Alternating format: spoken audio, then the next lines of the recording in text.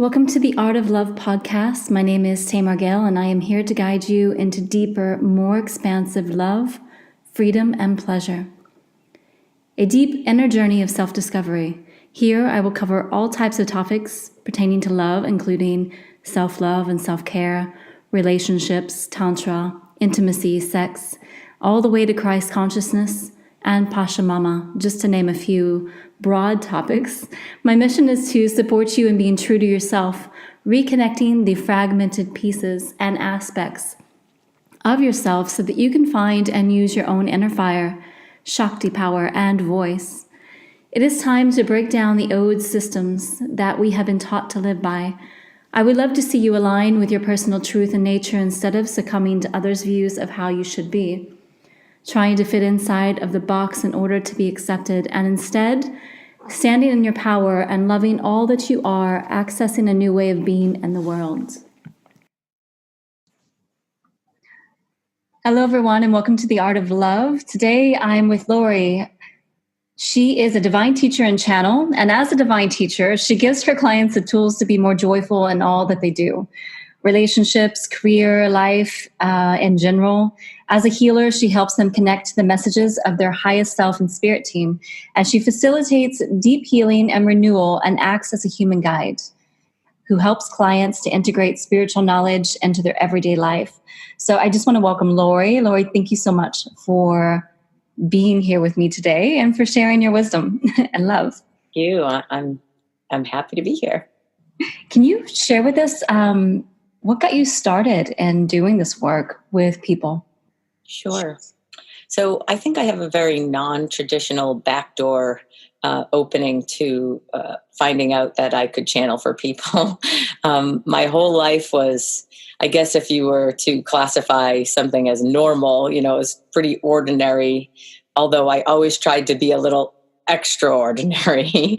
And I was always a seeker. And so I think that was the first sign that there was something greater that I was supposed to do. I just could never figure out what that something was. So in doing so, I educated myself a lot, traditionally and also non-traditionally through travel and just wanting to learn about exciting places and people, which was so out of character for most of my family. Pretty much everyone stayed really close to home. I was the first one with a passport, first one to, I went and lived in Spain for a summer when I was just out of high school and everyone thought I was crazy. And I'm like, no, this is aren't you afraid? I'm like, no, I want to do this. Oh, yeah. So I was always a seeker, but in all the places I sought, I never found what I was looking for. And I never realized that it was really within me that I already had all the answers and that I was what I was looking for. So it took me a long time to get there.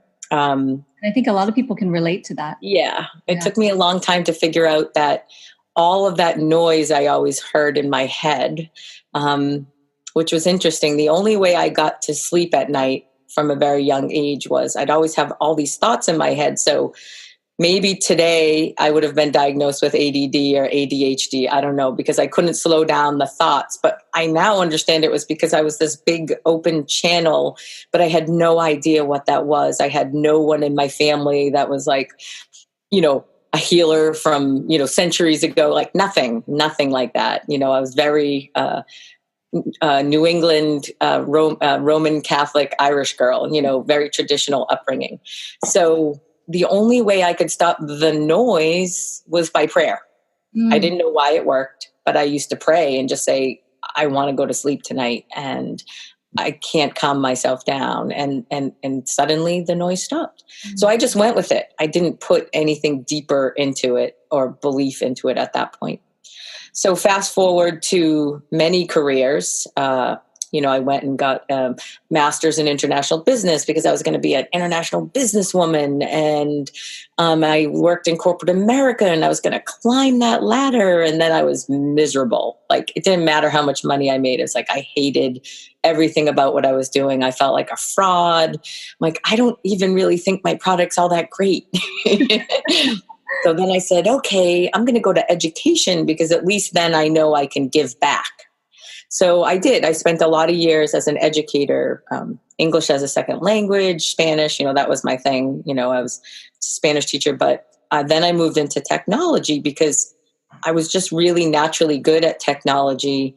And what I found is, as a Spanish teacher, nobody liked the Spanish teacher in a culture where second language, or even in an area that second language was not revered as something important. Yeah. We weren't on the MCAS, the state testing.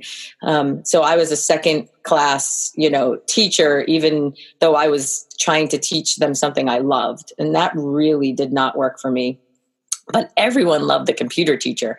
So I became the computer teacher. And then I ended up, I said, oh, well, I need to be an achiever. I need to prove myself. So I went and got my master's in education and like an advanced certificate in online teaching, because I said, oh, and then I'll be someone, right? Then I'll be important. Mm-hmm. Then I'll prove to everyone that I'm okay. And yeah. So that still, I remember the day I got this master's that I worked so hard for, like I got a 4.0, like there was no wiggle room for imperfection. And I just got it. And I was like, okay. And my husband was beguiled. He couldn't believe that I wasn't, celebrating. And I was just like, well, there was something wrong with me. I decided like there's something wrong with you because you can't even celebrate your accomplishments. And needless to say, that whole busyness, that whole achieving kind of went through my whole life. And it affected many areas of my life. One of which was, I did get divorced from my first husband after we were together 12 physical years, so it was a long time, 2 young, beautiful children. But I was seeking, like I was looking outside of myself for the answer. So by divorcing him, well, then I'd be happy, right? Mm-hmm. And then I got remarried to this great guy who was the polar opposite of my first husband. And then I'll be happy, right? And then when our relationship fell apart after a short amount of time, not the love was there, but we just couldn't figure out how to meld, 2 families after we each had a long-term marriages with other people. And so we ended up separated. And it was the 7th month of our separation. I wanted the divorce. I wanted it to be over. I had, in the years prior, started seeking in the spiritual community. It all started with a little book called The Secret. I know. Someone gave that to me, and that book like changed my life because I had no idea of any of those universal laws or concepts. And 5 years later, here I was wanting this divorce, wanting it to be over, but not, like, my heart was not willing to let go. Mm-hmm. So I tried everything, hating him, ignoring him, bad-mouthing him. I did everything that, I was justified in doing. And I still felt horrible, even trying to move on. He was already moving on. I was trying to move on. And so I had this mentor woman that I accidentally found. She was a psychic medium reader, very down to earth. Into your life at the perfect time. Yeah. And I called her and I said, help me. I was literally on my knees. Some stuff had happened. We actually literally went to the courts and got divorced. Mm-hmm. And in Massachusetts, you have a 120-day waiting period. It's a grace period. It's a cooling off period. So I guess it's a good thing I live in Massachusetts, because I said to her, I need to move on. I just want to be free from the sorrow that I feel. And I don't want to go back to him. Obviously, it was too late at that point, but I don't want to feel this way. So what do I do? And she said, you need to send him unconditional love and healing. Mm-hmm. And I said, okay, I can do the unconditional love. I understood love. I felt love for him, even though I was angry. I said, but healing, I said, I'm not a healer. And she said, yes, you are. You've just forgotten. Whew, that just brings like that feeling back to me. And I said, oh. I said, really? Okay. At that point, I was willing to believe anything. Like, what I was doing wasn't working, so maybe this would work. So I didn't really know how to do this healing thing. But my younger sister had already been into Reiki a little bit. And I kind of thought she was a little, crazy. Little did I know that she was just the precursor to my craziness, right? And so I said, thank goodness for Google. I Googled, I want to send healing to another person using Reiki. And of course, everything I read is you had to be attuned. And so I said, all right, well, I'm not attuned, but I just prayed. I said, I'm meant to do this. I don't know how to do this, but I'm going to send unconditional love and healing to my soon-to-be ex-husband because I want to feel better and heal. If my sending him love and healing will help him and will free me, I'll do it. So fast forward to, it was the day after Christmas. I got a journal.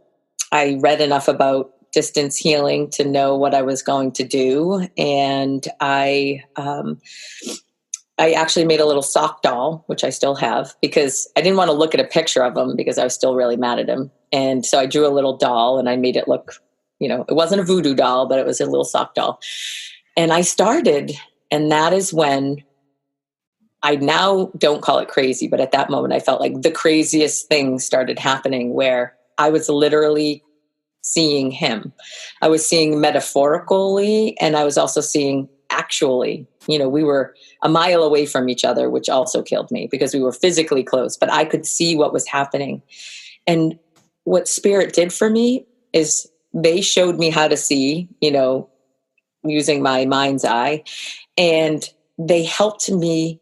I was actually able to see everything that had happened from very early in his life until up in the moment when I just couldn't understand why we couldn't make things work. I was now able to see everything from a new perspective. Spirit showed me how to see things from a new perspective.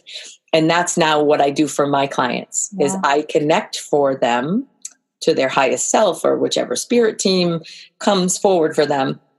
And I help them see what they cannot see because they are stuck in their limited focus. Not that they're limited beings. It's just we're human, right? So we have the balance between our energetic perfection, reflection of source, and our humanity that we're so bogged down by not remembering our perfection. Wow. So long story short, within 30 days, we reconciled and we're back in court and undid our divorce. And I remember the judge said, well, you don't see this every day. And he wished us well. And the bottom line is there is nothing perfect about my relationship with my husband. Mm-hmm. But source, spirit, God, creator, whoever you want to call, angels, my soul knew that I had not learned the lessons. I was not finished with this man, this soul partner of mine, that I needed to understand certain things. This marriage has helped me become the divine teacher I am because it has torn down every false and limiting belief I've ever had about a relationship. And we are now 9 years into this thing, and I am still learning. And we still struggle. Like, it's not easy to be with a teaching partner. There's nothing surface level about us. He would really like there to be some days. But I changed the whole game on him in the human world. I was a teacher who was fun, connected, a little bit out there, but I was normal, right? Mm-hmm. And now here I am. I talk to spirit for people all over the world. And it is very hard for me not to be engrossed in my connectedness. And sometimes I think that makes him sad, if I'm being, because I think some part of him would still like to be just on the surface because it's easier. Yeah. But I always remind him, you never would have been with me if this wasn't part of your journey as well. Mm-hmm. So we're very human in our everyday experience, but we're very much guided by spiritual principles. And I think that actually makes me an amazing leader and coach and guide for people because I'm so real. I have been on my knees more times than I would like to recall with suffering. I call it suffering because there's not really a better way to say it. Suffering sucks. Excuse my, French, but it does. But we have the choice not to suffer. And I help people see that joy is the alternative. Mm-hmm. And even if we can get a little closer to joy every day, every minute, and there's some days when we just don't want to be joyful, and that's totally good. It's okay, but if we can get more days of wanting to get closer to joy and making that our mantra, like every day I'm getting closer to joy, then we're on a better path than the suffering path we might have been on before. So that's why I do what I do now. That's how I came to do what I do. So I am a very well-rounded healer. How about that? I am a very well-rounded channel. I can talk about, motor oil, corporate America, education, online teaching, and I can also talk about Archangel Michael. So it's kind of a real interesting ball of information that I have to share with people. I think so many people can relate to so many aspects of your story because, for one, there's a lot of us who do try the corporate world or to try to find some way to they try to fit in, yes, I guess, into society. And it just doesn't work for us. And I relate to that so much. I've tried the corporate world. I've tried going back to school. I've tried this, I've tried that, and nothing's worked for me. As far as like my soul just feels like, no, it just screams, from like it's inside of a cage. And I just can't, like I find myself when I'm in that position getting depressed. Yes. And I know that that's meant as a warning for me that this is not the right path. Right. And so, the only thing that's made me happy is my work, my soul's work, what I'm here for. So I relate so much to that. And even the relationship aspect, like that to me sounds like what I consider to be sacred union, like coming together and doing that work together as far as like growing, even if there's one person that doesn't want to do it, right. But you're on this path together. Yes. And you're here, you make a commitment yes. to grow together and to dive into those places that, not everybody wants to go to. Right. Now, I think it would be some days it would be a lot easier not to be married to me. Some days it would be a lot easier not to be me, just for me. But, I think that that's just part of, again, I've opened to the understanding of the plethora of lifetimes that we have a chance to experience. And it really keeps me going, knowing that this is a very special, important lifetime for both of us, no matter what happens. Yeah. And I will tell everyone that we have a beautiful daughter now, that we had 2 years after we got back together.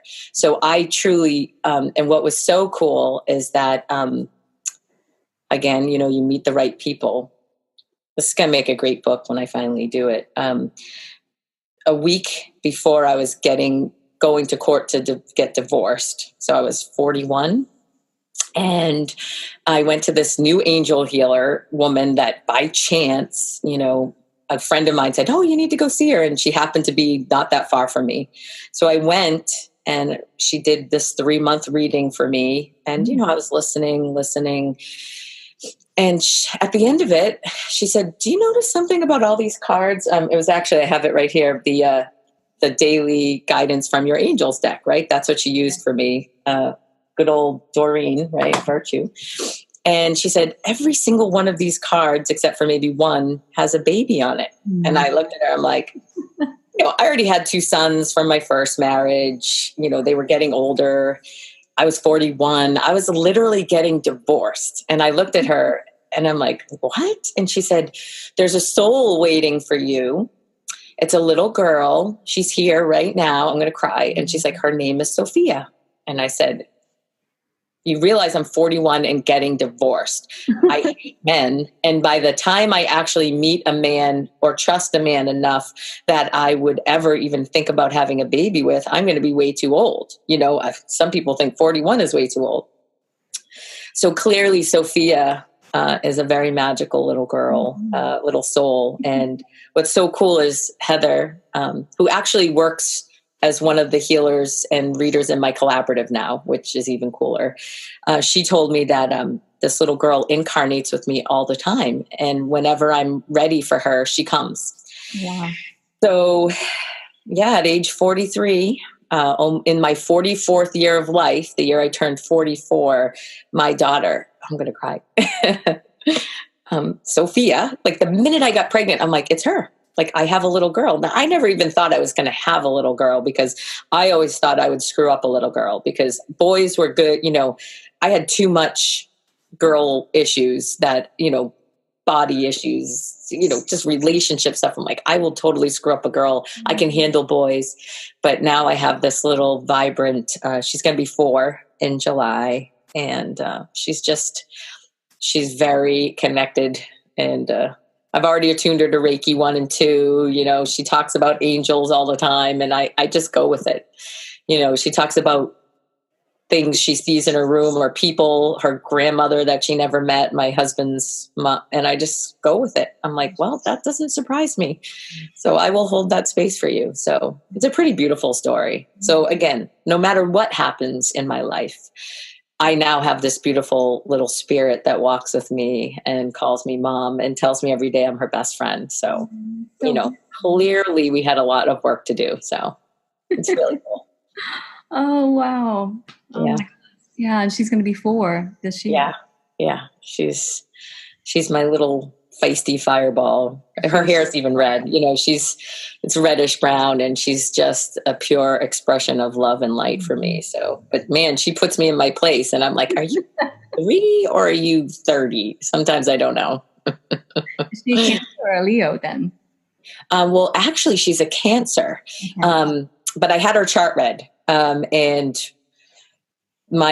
one of the astrologer, she is the astrologer for Our Sight Your Light, Hillary Harley. She's amazing. She read her chart for us. And before we even started, she said, you need to know, this is one of the biggest charts I've ever read. She's like, so hold on, you know, put the reins on and get ready for a lifetime of excitement with this little fireball. I said, okay, here we go. So yeah. Very cool knowing your child's astrology natal chart because it helps me understand her in a way that I never understood my other children. You know, I highly recommend anybody who hasn't had their own natal chart to be done because for me, astrology was never a thing for me. I didn't understand it. I read my horoscope, but what I didn't understand is my whole life is written in the stars, like my whole soul's journey, my whole path. And when it was read for me, when I do updates, you know, I do my solar return every year for my birth date now. And wow, life, it gave me the concrete expression of me that I was missing as a, you know, energy worker, because I see things so metaphorically and sometimes, you know, hard to relate to real life, but when you see it written in the stars, it's like it's a chart, it's a map, it's a path. So yeah, someday I'll come back as an astrologer. And it's funny because I've been told, well, maybe it was because you already were. I said, probably. And I like to play one on TV. I say, you know, I'm like, I'm not an astrologer, but I play one on YouTube sometimes because I read Hillary's notes. So I love astrology. Yeah, it's fascinating. Yeah. I really go by that. And the birth chart, I agree for anybody who hasn't had that done to have that done. Yeah, it's fascinating. So yeah, wonderful. And so how do your other children, you know, handle your work? And you know, which is so interesting. So now I have 5 children because I have 2 bonus children from my husband. I have my 2 biological sons and then Sophia. So she's the unity baby, right? She brought all of us together.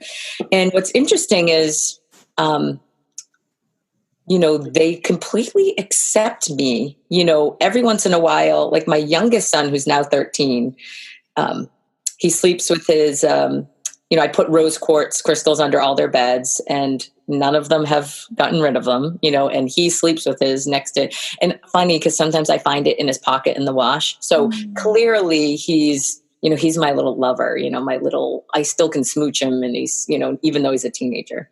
And I bought him a tarot book and some tarot cards because I know who he is. He's definitely a connected one, but he hasn't fully embraced it, but he didn't throw it out either.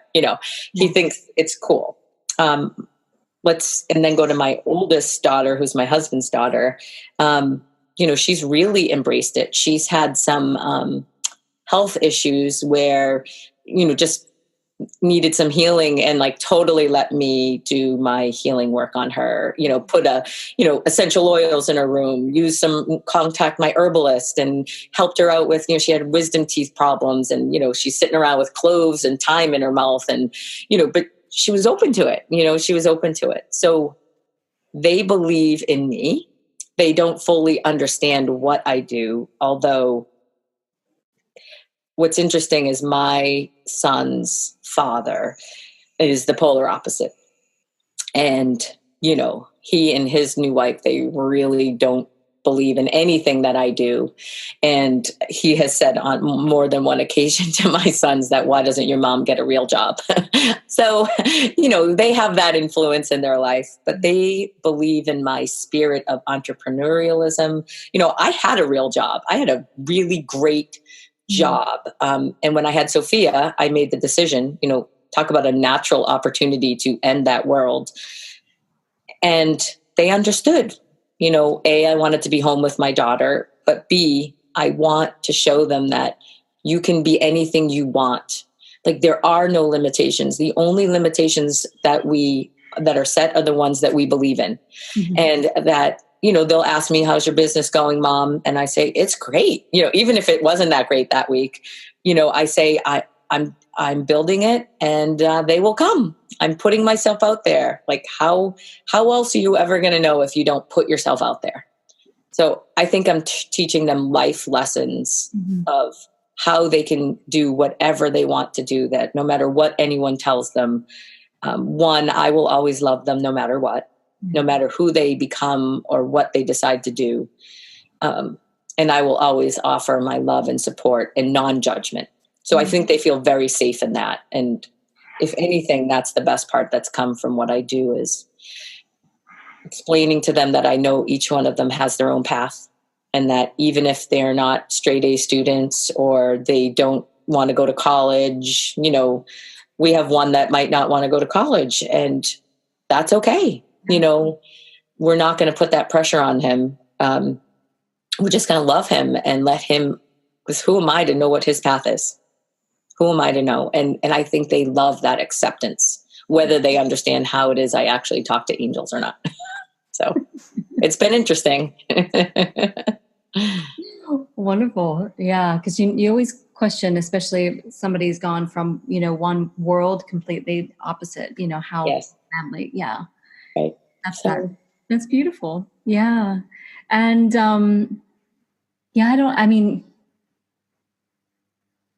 I would love to talk to you a little bit more about your relationship, if you're open to that. Of course. Sure. Okay. Because I feel like, and I've had this in my own experience of how, was your husband willing to go deeper into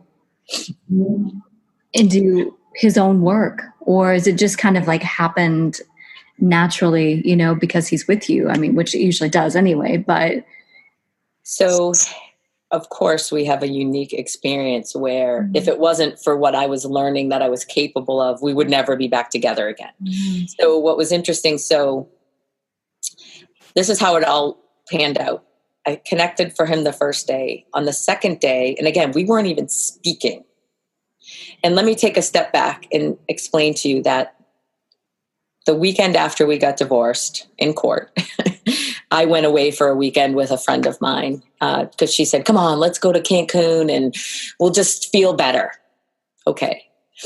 And I went to Barnes and Noble's to get a book before I left. And literally, I'm in my little self-help section, top shelf, a book fell on my head. It was a small book, and I looked at it, and it was called Indigo Adults. Mm. And I said, well, I had only heard about indigo people once or twice. And of course, it was through another person I had met that I wasn't sure what their purpose was in my life. But now I understand. Like this man had actually said to me, you know, your son's an indigo. This is my 13-year-old. Mm-hmm. And I said, what's an indigo? You know, again, I'm a backdoor channel. You know, I had nobody bringing me up, teaching me these terms. Like I didn't even know about that stuff. So I never really dug too into it, but I had that understanding. And when I brought it up to one of my mentors, she's like, oh yeah. She's like, he's an indigo. She's like, but so are you. And I was like, oh, okay. So when this book, Indigo Adults, hit me on the head, I didn't know anything about it. I bought it and said, I guess I'll read it on my trip. So here I am, just got divorced, hating this man I loved. And I'm sitting on a beach crying in Cancun saying, oh my God, like, why didn't I have this book before? Why didn't I understand that we're both indigos? Like, why, you know, I'm like, I have all these highlights in this book. I still have it. It's next to my bed. You know, I keep it very close to me. And I said, oh my gosh, like this is what happened to us. And so then I started thinking, maybe I needed this book for closure. Maybe I could just move on now that I understood what we needed to do, but it felt wrong that we didn't have the chance, knowing what we knew or what I now knew, to fix it. So I felt cheated a little bit about that. But so I had this book. I wrote all these notes in the, you know, about, you know, in the margins about us, right? About this relationship. And I didn't know what I was going to do with it. But when I came home from that trip, I had a box of his Christmas ornaments because he had mine, I had his. I wasn't speaking to him, but I sent him a message and said, I want my Christmas ornaments. I have yours. I'll leave them on the deck for you. I won't be home today. And I came home and the box was gone. Well, I had stuck the book in the box of ornaments and I wrote a letter to him. It wasn't a reconciliation letter. It was now I get it. I still hate you. I love you, but I still hate you, but I guess I'll forgive you type of stuff, you know? And, so I put it in there, but I never knew if he'd read this. So fast forward to, I started the healing. On day 2, I heard 7 days. Now, again, I'm brand new at listening. I'm brand new at visualizing, you know, my clairvoyance, my clairaudience, you know, it was just all coming together. I didn't even know what claircognizance was, but I understand I have that, or that ability now. And so I wrote down 7 days. Well, on the 7th day after I wrote that, I got an email from him. And 2 days prior to that, I said to myself during the healing, I wrote it down. I'm like, he's reading the book. So I felt it. I saw it. I knew it, that he was reading the book. And on that 7th day, what it read was the URL to the book. And he said, thank you. And that was what opened the conversation, because I couldn't just leave it at thank you. So I wrote back. And then that's when 30 days later, you know, we were having a real life discussion about what are we going to do? And I told him what I was doing. I told him about my gift, that I realized I was able to do this. And he believed me. He didn't understand it. But at that point, he had actually come to our old house, and he let me put him on. I had a Reiki table because my sister happened to have a Reiki table that I was borrowing. And he came and he laid on it, and I did this work on him, which I didn't even know what I was doing. And he felt it. Mm-hmm. So after that, I said, you know, I had already signed up for Reiki 1 and 2. And he said, I'll do it with you, because he wanted to understand what I did. So we actually, even though, you know, I did Reiki after I already figured out I could do this, here I am. I needed another title. You know, I needed another certificate to hang up. So he did Reiki 1 and 2 with me. So that really obviously opened him up energetically and intellectually to the concepts. He also has always been a little bit interested in spirituality. You know, he was reading about Buddha and self-help books, you know, 25 years before I met him. He read Seed of the Soul by Gary Zukav 20 years before I ever met the man. But his choices and actions and behaviors in life didn't always line up. So it was in him, but he was living very secularly, very kind of on the surface. So our relationship forced him to go deeper. And, but we express it differently. And it's almost like I can't stop going deeper or higher, let's say. And he doesn't like me to tell him what to do. There has been many moments in our relationship when he said, I am your husband. I do not want you to be my healer. Yeah. Because you know what? It causes inequity, right? Does. He wants to be, he's very traditional male. He wants to be the provider. He wants to be the protector. He works, his business is very mainstream. Like he owns a business. He's also an entrepreneur, and he works with 15 to 20 men at any point that are, hardworking, hands-on, technical, what's that word? Using tools every day. Total different world. Like, would not even at this point be able to conceptualize what I do, right? So he can't really, he does talk about me a little bit, but not exactly what I do, because I think they'd think I was crazy.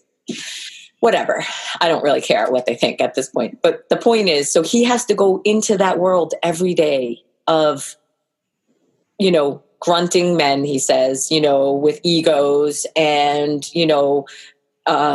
worrying about paying the electric bill, and then here I am like, sometimes I need to be more grounded and realistic, and he gets mad at me. He gets angry. So it's always a struggle.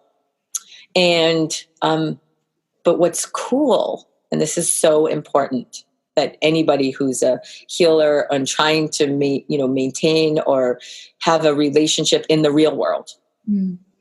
The only time I truly struggle with this is when I have expectations. And when we have expectations for another, we are literally leaning on them and allowing ourselves to be disappointed. Like we are seeking something from them that we need to give ourselves. Yeah. And that has been such an eye-opener for me, because every time I feel disappointed by a choice or a behavior or a response, right?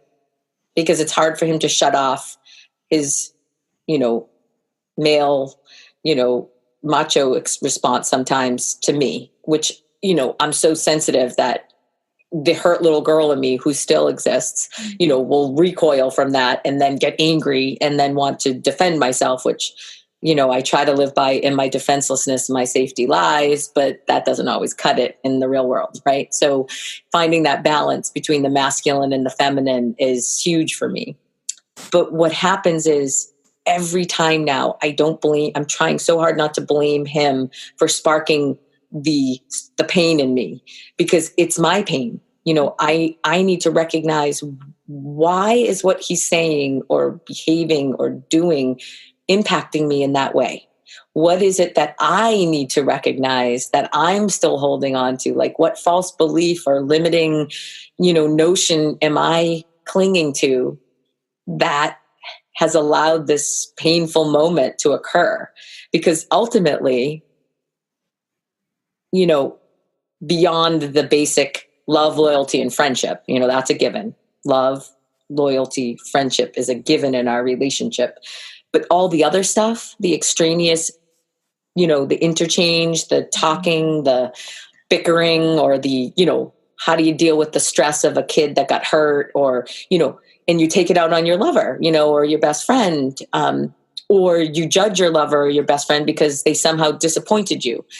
So for me, this is my lesson. This is the next phase of learning, because I had 40 years of unhealthy relationship BS to undo.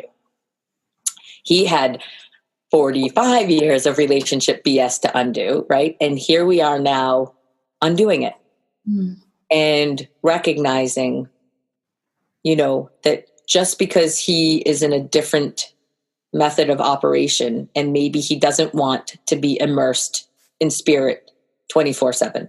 Like, to me, that's where I belong. But I also have 5 kids and a husband, in a real life, and parents and sisters like that aren't immersed in my world. So I just need to balance it. And I need to be aware of the expectations, because expectations are not my true highest self. Mm-hmm. Expectations are my fearful, limited, being. And if I ask myself, how old am I when I'm feeling something? Usually it's about 16 or 8. It's like, I'm 8 today, or I'm 16 today. It's like, I really just want to be this 47-year-old, intelligent, connected, aligned goddess woman.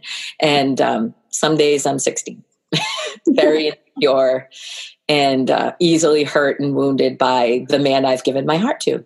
And we all do that. That's human, right? Yeah. Yeah. And the key is, and I think this is your gift, right?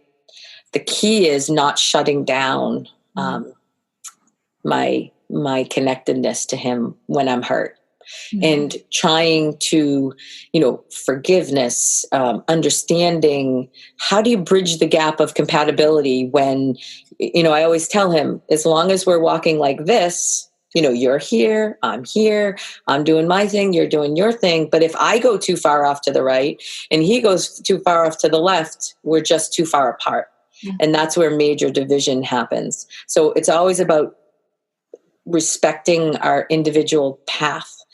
And it's a choice. Like, we've chosen to walk together because we didn't have to. We still don't have to. So I guess what I like to try and help people with is there is no fairy tale, right? For sure. And it can feel glorious. It can feel beautiful. But if it doesn't feel beautiful or glorious, outside of love, loyalty, friendship, and of course, abusiveness, none of that. I'm not talking about that. I'm talking in our everyday relationship skill sets, right? If it doesn't feel glorious, first look at yourself and ask, what am I bringing to the relationship? So I would say at the very least now, we both are always aware that we are 50%. Sometimes I'm more, sometimes he's more, but we are 50% responsible for everything that happens in our life, in our relationship, the good, the bad, the ugly. And, just staying in that awareness and knowing that the grass is definitely never greener. And especially for someone, could I find, and I say this, could I, he's like, well, maybe you need to marry a monk, when he's really mad at me. Because that happens, and I'm like, you just need someone that's going to be home at 3 and, rub your feet for you. Because that's not me, So, because he really doesn't want that, but I'm sure some days he does. And I really don't want to be married to a monk, but some days I do. Like there's nothing more exciting to me when he rides Harleys, right? I mean, talk about the angel and the not angel, he's got 3 bikes in the garage, to him, joy is like a wrench and like the freedom of getting as close to the yellow line as you can. Yeah. And he has broken down every false and limiting belief I've had about the yellow line. I've always been afraid of the yellow line. I've condemned him for the yellow line. I've punished him for the yellow line, for getting too close to it. And I'm like, who am I to, and like, maybe he needs to understand why he gets so close to the yellow line. Like, what is it that he thinks he needs to prove, or to, how he needs to live out his life? Like, what if he came a little bit, closer to the white line, and we stay a little bit in the middle. So, but there's nothing more sexy and sensual and exciting to me than to see him free, on his bike, feeling that power, that masculine power. Like, I love that part. I don't like sometimes the voice that comes with that part. I want him to get off the bike and then come and do a mantra and meditation with me. So it's finding the balance. It's the balance. Yeah.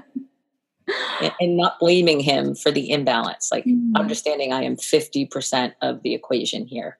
So I'm equally responsible for bringing the balance to the relationship. So I think all that is so important. Yeah. Thank you so much for sharing about that, because a lot of people, they just walk away or they give up, and it just follows us, right? It just Yes. follows us on to the next until Yeah, we different person, same emptiness or same, it might not be the exact same reason, but Yeah. it's the same feeling. Like you're still on your knees, you're still saying, why did this not work? Or you're just blaming someone else. And I swear that is why, maybe I crafted this. Maybe together he and I said, let's have this come together aha moment when we both take responsibility for what we brought to the table. Oh, and by the way, that's when you'll find out you can communicate to spirit. And that's when I'll find out that I can be with a woman that is so, embodies this light, even when I don't always want to be in the light. So I always say, I can't wait to finally be in that. I don't want to rush it. But when I do get there, I'd like to see what the heck I was thinking. What were you thinking, Laurie? It could have been a little less complicated. But I do think we make those agreements before we come. Yes, 1,000,000%. Yeah. For whatever path we need to go on in this lifetime, I feel like we have made those agreements. Even my first husband, who people would they look at us now and they're like, really? But I loved him. And I loved him in the way I was able to love at that time. I was 22. I had never had a boyfriend for more than 6 months. That was me. I was the hummingbird, oh yeah.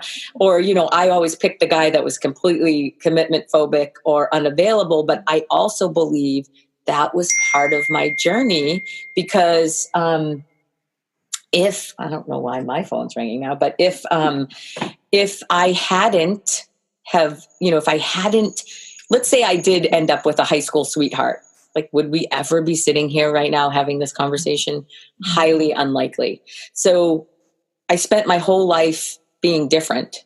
And why wasn't I more like the other girls? And why didn't I have the boy that loved me endlessly, and never wanted to break up with me? Why? I think of all the breakups I did have and how they forced me to move on, I'm out of here. I'm not hanging around this part of town. I'm going to go do a next adventure. And now I'm oh, I see the gift in all of the heartache and the heartbreak. And that's what I try and help people understand, that in even some heartbreak that is beyond reason and the grief and the sorrow, I never tell people not to grieve. Grieving is huge, but understanding what, if we can reflect back, what good came of that horrible situation. And light in that darkness. Yes, yes, absolutely. So, and you need the dark to turn the light on, right? Otherwise, you don't really know. Exactly. So, yeah, I relate to your story so much. Yeah, I thank you for sharing that. And is there anything else that you'd like to share before we? Well, I just think it's important that if people are listening to this, understanding that it can be very scary to align with your true life's passion, right? Because it can look so different than you were trained, and that your beliefs, your cemented beliefs, which we don't come into this lifetime with, but they form, right? Just understanding that if you have that niggling or even the screaming of unrest, like that, there's something more, then believe that there's something more, because you don't want this lifetime to pass you by without finding out what that is and aligning with it. Because I have to tell everybody, it doesn't matter what degree I had, what level of success in the what was acceptable to my parents, who love me no matter what, they still kind of look at me like, you sure you got this? I'm like, I got it. It doesn't matter what anyone else thinks. It's what you will know when you've hit that satisfaction point that you are doing what you're meant to do. And it doesn't have to be quitting your day job and becoming, a spiritual guide or, a teacher in the spirit world. It can just be whatever your passion is and bringing more spirit to it. Right. So I just don't want people to like ignore that inner knowing, because that is your higher self speaking to you, sometimes screaming to you, but even just whispering to you, and to get help, like to find someone like me or you to help unearth that understanding, because I don't ever want people to be dependent upon me to be their reader, to be their channel. I want to listen for people until they can hear for themselves. And I want to empower people so that maybe they call me just to let me know how things are going. Like, I know that doesn't make the best business sense, but I know that there are so many people out there that need help hearing that I will never run out of people to help. So just don't give up on that, knowing that there's something more out there, and find someone who loves you even if they don't know you, like yourself or myself. We just love the essence of everyone because we know of that beautiful innate perfection that's within every single person. To really help you unearth that. No bias, no prejudice, no judgment, just holding that space to let you become who you're meant to be. Oh, so beautifully said. Yeah, that was perfect. And I'm glad that you brought that up, because I was thinking earlier, I'm like, I really want to touch on that. And then, I went off on some other tangent of. That's okay. It's all perfect timing, right? Now you're going to provide me with ways that everyone can contact you. And absolutely. And I'll put that in the comments. So everyone, I have some great gifts if people are interested. I have a beautiful chakra ebook.